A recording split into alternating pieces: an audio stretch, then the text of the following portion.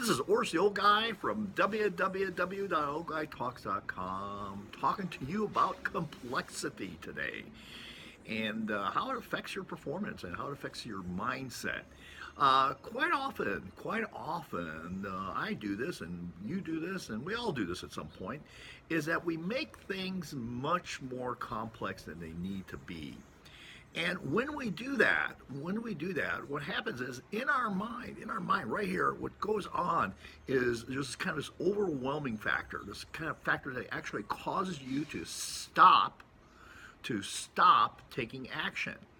And in reality, when you have too much complexity, the most important thing is to figure out what are the important things. Now, sometimes that's a challenge, and I'm gonna give you to it.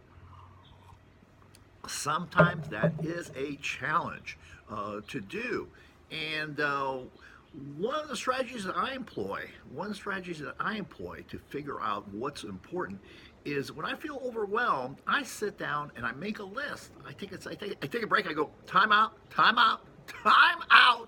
and I take a break and I make a list of what I think is important. I write it down, Sometimes I write it in my computer, type it in, or most of the time I just write it down on a piece of paper. And I make a list. And once I do that, then I have some clarity on what action I need to take. What's the most important stuff? And you know that 80-20 rule, well, that's very, very important to take into account when you are faced with complex situations because, basically, the majority of your results are dependent on a little bit of action, and a lot of that other stuff, even though details matter, I'm not going to say details don't matter, but you really got to focus on the stuff that is actually important. So what's your strategy to deal with being overwhelmed by complexity? This is Ors, the old guy from www.oldguytalks.com signing off, and remember, it's all about creating a kick-ass life for yourself and those that you love.